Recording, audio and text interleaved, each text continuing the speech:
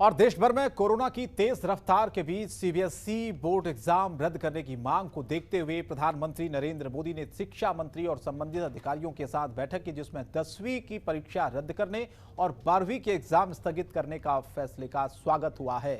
हमारी संवाददाता ममता चतुर्वेदी ने बातचीत की है बीएसपी सांसद मलूक नागर से। क्या कहा उन्होंने, सुने जरा आप। प्रधानमंत्री की बैठक के बाद सीबीएसई के एग्जाम को कैंसिल कर दिया गया है। 10वीं की परीक्षा कैंसिल हुआ है, 12वीं का स्थगित हुआ है। इस पर बातचीत करने के लिए हमारे साथ मौजूद हैं बसपा से सांसद मलूक नागर जी। इनसे बात करते हैं।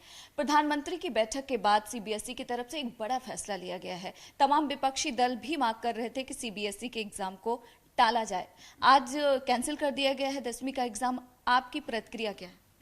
देखिए, बड़ी आपको क्या कहें, पक्ष के लोग भी मांग कर रहे थे। ब्रजेश पाठक मिनिस्टर हैं, पक्ष में हैं, और कई सारे लोग पक्ष के भी मांग कर रहे थे। तो बात इसमें पक्ष की और विपक्ष की नहीं है, बात है देश के 6 लाख बच्चों की और 1 लाख टीचर्स की जो इसमें इन्वॉल्व होने थे। और सरकार ने अगर ये फैसला लिया है तो अच्छी बात है और ये सही निर्णय है और हम इसकी सराहना करते हैं।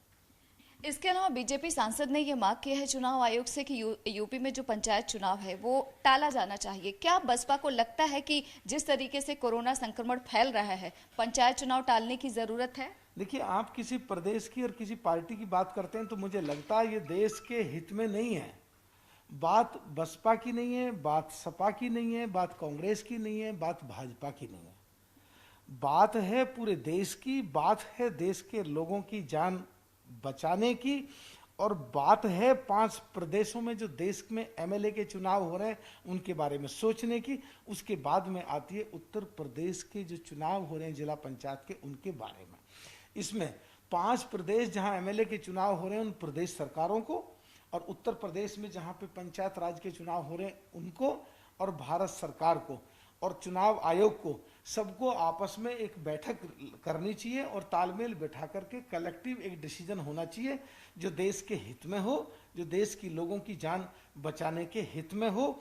और अगर ये टालना भी नहीं चाहते प्रदेश की सरकार, देश की सरकार और चुनाव आयोग मिल करके, तो तुरंत इनको प्रक्रिया अपना करके कठोरता से काम करना चाहिए और सोशल डिस्टेंसिंग मेंटेन करके और बहुत ध्यान रखना चाहिए जिससे कि लोगों की जान बचाया जा सके, देश को बचाया जा सके। जिस तरीके से पहली लहर आई थी, आज अगर उत्तर प्रदेश की बात करें या केंद्र की बात करें, हर जगहों पर बहुत समस्या है कोरोना को लेकर, मरीजों को लेकर अब तमाम इंतजाम नहीं है। क्या आपको लगता है कि जो पहली लहर थी कोरोना की, उससे सरकारों ने सबक नहीं लिया?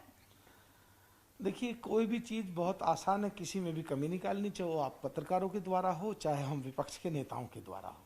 लेकिन सरकार ने पूरा कोशिश की, पूरी ताकत लगाई, और हमको इसमें बगैर मतलब के कमी निकालने के बजाय कैसे एक दूसरे को सपोर्ट कर सकते हैं, सरकार को कैसे सपोर्ट कर सकते हैं, क्योंकि ये बात एक सरकार की या पक्ष की या विपक्ष की या पत्रकारिता के क्वेश्चनों की या टीआरपी की नहीं है। बात है देश को बचाने की, बात है देश के लोगों की जान बचाने की।